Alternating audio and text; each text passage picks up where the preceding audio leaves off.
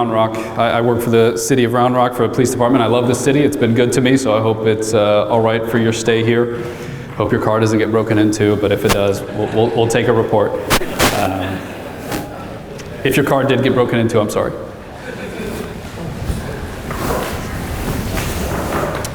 So the next slide covers my name and everything, but this PowerPoint I'm hoping is going to be just a little bit matter of fact. I just want to present the material to you guys as I see fit. It covers different historical events, different types of things we've learned over the years. This topic's very important to me. If for some reason it stirs up some emotions, it's a tough topic to discuss.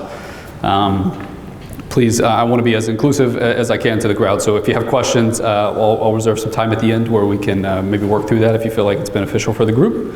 But with that, I'll kick it off. Just a little about myself. I'm no one special. Right now, I'm just a police officer with the city of Round Rock. I've been here since 2019. I've served in many different capacities throughout the police department. I'm currently assigned to the SWAT team as a sniper. And one of my other auxiliary duties is active killer instructing. So I've taken some other classes, I've had some experiences in my career that's led me here. With that, I do a lot of community engagement, give these presentations to different private businesses, hospitals, libraries, schools, now churches as well. So I love that. Thank you all for just being here, sitting through this and subjecting yourself to my PowerPoint, but I really do appreciate it. It helps me a little bit break up this material. It's a tough thing to talk about, so I'm not making light of the subject. If there is a break for a little bit of just comedic relief, I think it really does help keep everyone involved. Please don't interpret it as me being disrespectful to the subject.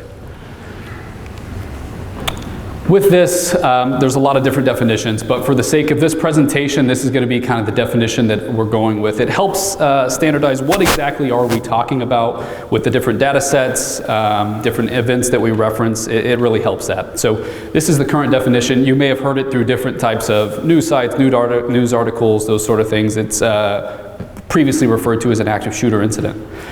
The definition has evolved and expanded to now be an active attack, because we understand that these incidents happen where firearms aren't involved. And so then those weren't previously cataloged as an active shooter incident because a knife was used or a car was used or something like that. So it absolutely is the same incident. So as you're reading through this definition, it was provided by the Alert Center.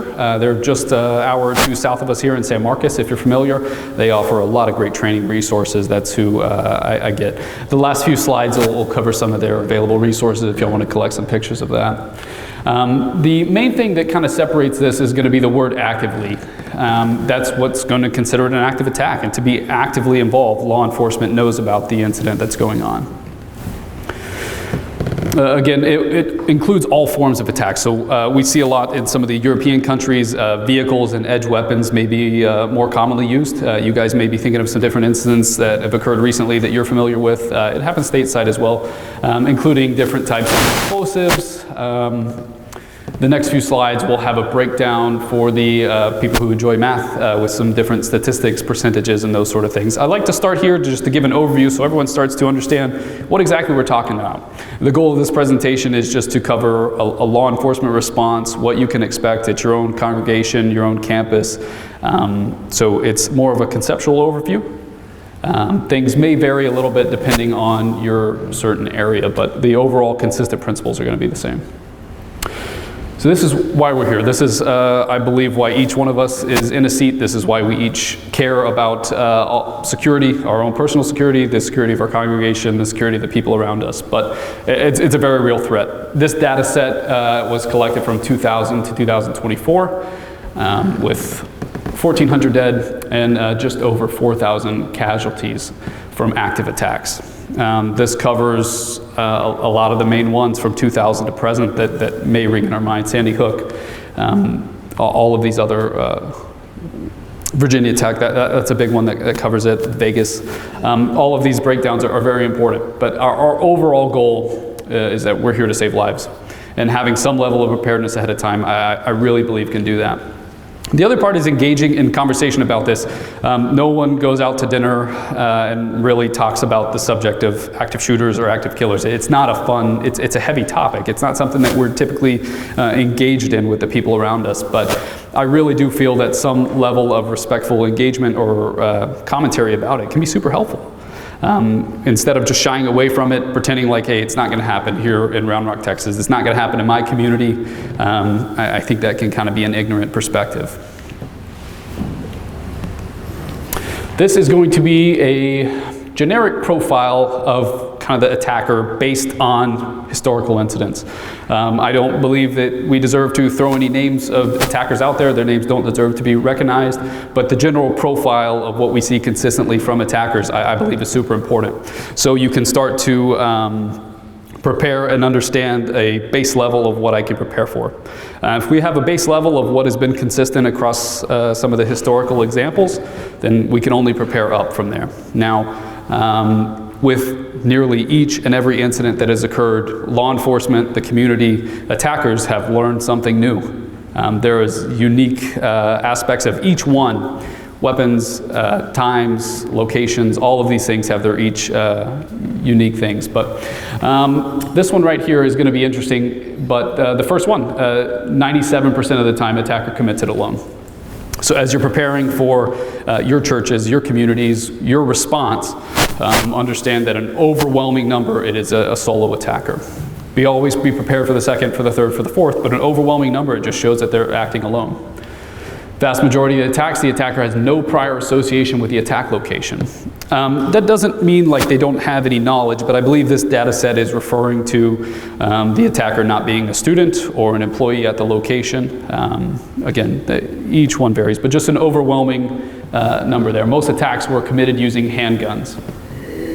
I think this, in a lot more of the more recent incidents, we have seen the uptick in rifles being used, but overwhelming majority, still a handgun. A lower percentile, but still some weapons other than firearms, and fatalities per attack, typically fewer than 10. Again, we have to be prepared for anything more than that, but this is a base level of what we're seeing consistently across historical examples. With that, fewer than 10 fatalities, thinking about your own facilities, again, your own congregations, what level of preparedness would you have to be able to handle 10 casualties? Any sort of medical equipment on site, any sort of space on site to be able to handle that? That may be your entire congregation, depending on where you're at, depending on what type of community you're a part of. So just looking at this, I think the historical data is super important. This is just a brief graph for the people that enjoy colors and aren't able to comprehend the numbers there, but the active attacks by location type. In this specific data set, churches fall into the other category. Much like this campus or some of the other campuses you may be from, schools may be falling in that one very well during the week time. Overwhelming numbers at business. The way this is broken down is a bit generic, but it still provides just a good example of some of the active attacks by location type.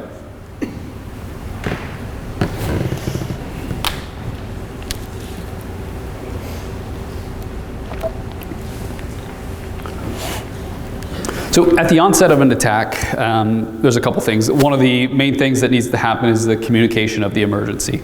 How are we going to communicate this information? How are we going to disseminate it down the line? How are we going to tell our, for this specific context, how are we going to tell our fellow security team members? How are we going to notify police, staff, congregation?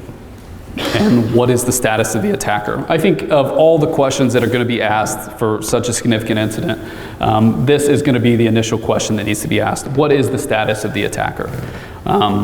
That tells us if the attacker has already been engaged and is subdued, then there may be a different response and priorities are going to shift. If the attacker has been engaged but not subdued and is still actively killing people, there's still people actively dying, then that's going to absolutely change the response. That's going to dictate how police need to respond and where police need to respond to. Is he locked down inside this facility? Has he now moved into a rural location outside of this facility? What is the status of the attacker? So as you're going through your mental game plan and planning through that, that's going to be one of the more significant pieces of information that needs to get out. It can be way easier said than done, but consider that. Notifying police, some of the follow-on slides will talk about that. I'd just like to put a blurb about texting 911. Some of you may not have known that's an option, but you absolutely can text 911. Just put 911 in the number line, just like you would be selecting a contact or putting in a new number, and you can text directly to 911. So as we talk through some of the things of what your congregation can do, how you can act in that situation, this could be a clandestine way to contact help. If it's not appropriate or available for you to speak loudly, then being able to send a text is pretty helpful, as long as you can provide good information. With notifying your congregation, thinking about some of the different impediments that you may face with communicating to your congregation. Are they separated through multiple different buildings over a plot of land? How are you going to communicate with people with children? Restricted mobility, communication impairments, all those things are present an interesting conundrum there. Or in Central Texas, I understand that you may not all be from Central Texas, but if you are from Central Texas, this is a great way to do it. You can sign up through this website. It doesn't track your data. It's not a way for the police department to get into your phone or anything like that, but you can just receive location-based alerts. So I encourage you to look through that. If there is an incident, police can send kind of a geofence for a neighborhood or something. Hey, notify all the people in this area. There's an emergency. Contact the police if they see something suspicious. Maybe you guys have seen that. Sometimes it's referred to as reverse 911. But see what options they have for the area you're in. But for this specific area, it's Warren, Central Texas. Not only police or public safety emergencies, natural disasters, those sort of things.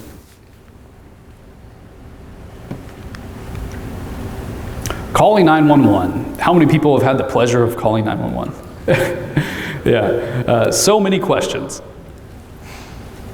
Whenever you call 911, if you haven't done it before, maybe it's been a while, or not only are you going through some sort of emergency, which is why you're contacting 911, but now you're bombarded with hundreds of questions that you never thought even existed from the dispatcher.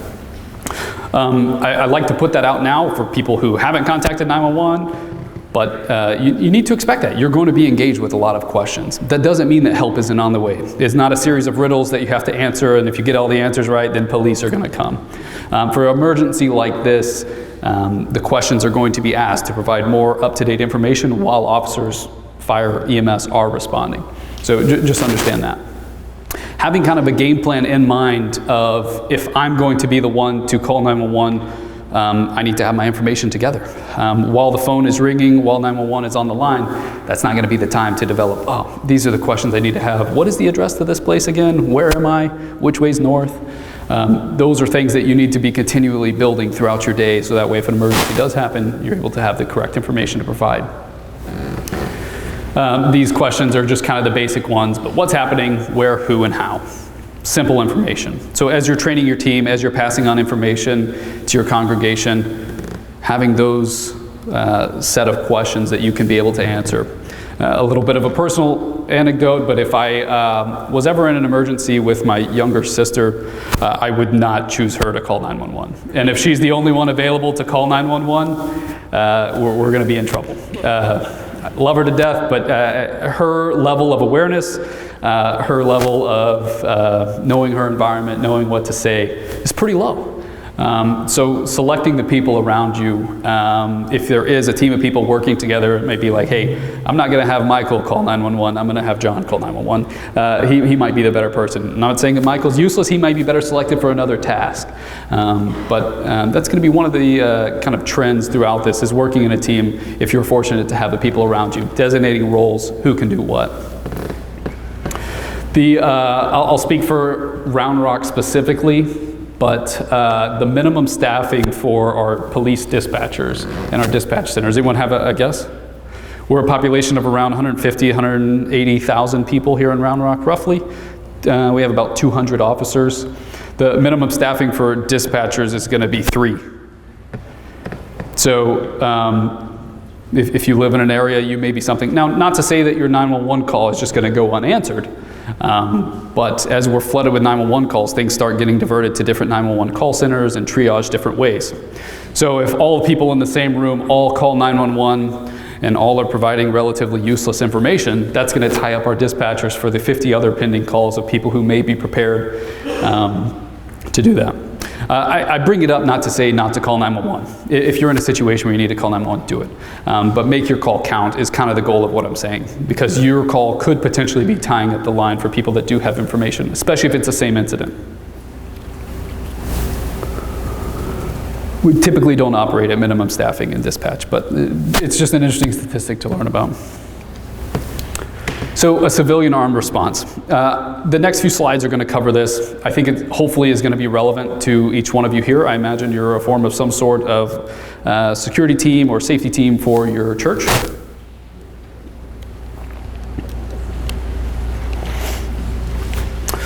So if there is a civilian armed response plan in place, it's easy to say this, but it needs to be trained, it needs to be rehearsed. Now, what exactly does that look like? That's going to vary a lot based on who you have involved. A civilian armed response could be something somebody engages somebody in your campus who's not on the safety team, who you didn't know had a gun, and now you're having to deconflict and work through that. But if at all possible, for what you can control, rehearse it, train it. I'm not saying you have to set up the perfect little army man scenario each time in your church and run it that way, but it can even be tabletop exercises of working through, hey, if there is a critical incident here, whether it be a medical emergency, whether it be a active attack incident, here's our roles. If I'm engaged, here's how I'll respond, here's what you could do, here's the information you can provide, and work that around with a different type of tabletop exercise. That's just a simple way that you can do it. So now, after the engagement has occurred, if there is a civilian armed response, holding a weapon when officers arrived. It can be tough to discuss, but at an overall principle, if you are going to be the one standing over somebody who's shot on the ground, now you're pointing a gun at them, that can paint an interesting snapshot for an officer who's just arriving on scene. Especially if there's been all sorts of chaotic information. We don't necessarily know who the shooter is. We don't know where he's went. Some of these other questions that we prefaced have gone unanswered. Now, all of a sudden, an officer's confronted with a snapshot of a guy holding a gun over a dead body, maybe other multiple dead bodies around. Working through how can you identify yourself as a good guy. Some of the steps in the coming slides are going to be discussing kind of a chain of communication that you can start to establish to hopefully get that information out. What it doesn't need to turn into is now you've shot somebody and now it's hot potato with the gun. That doesn't need to happen. That's not what I'm suggesting. But if the person is no longer an active threat, they have been subdued, we may need to holster or keep a weapon nearby, but not have it readily in our hand pointed at other people. So having the situational awareness and kind of the forethought for those types of critical incidents is something that's going to be super important. You often think about it being your own gun, but if there's a situation where you're unarmed or you don't typically carry a gun, maybe your gun is now empty and you've taken the gun from the attacker, that's another thing to think about. What am I going to do with their gun? I don't need to throw it back at them, so hey, this isn't mine, throw it back, put it down. Keeping it away from them, setting it on a nearby table, or communicating, hey, I'm the guy with the gun. Responding officers need to be notified who you are, what you're wearing, and what you're doing. Simple, but in the heat of all the chaos, multiple casualties, how can we do that? The absolute bare minimum way to do that is a face-to-face communication piece. Establishing a chain of people, hey, the crisis incident is going to be here behind the stage. We need to have people strategically placed in safe areas to communicate to the responding officers. Hey, the good guy is going to be wearing a plaid shirt, khaki pants, looks like this guy. He's going to be this way. Communicating the description of that guy all the way back to the onset of responding officers, because as we talk through the law enforcement response, officers are going to be in a little bit of a search and destroy mode. That is, I believe, as society, what we expect from our officers.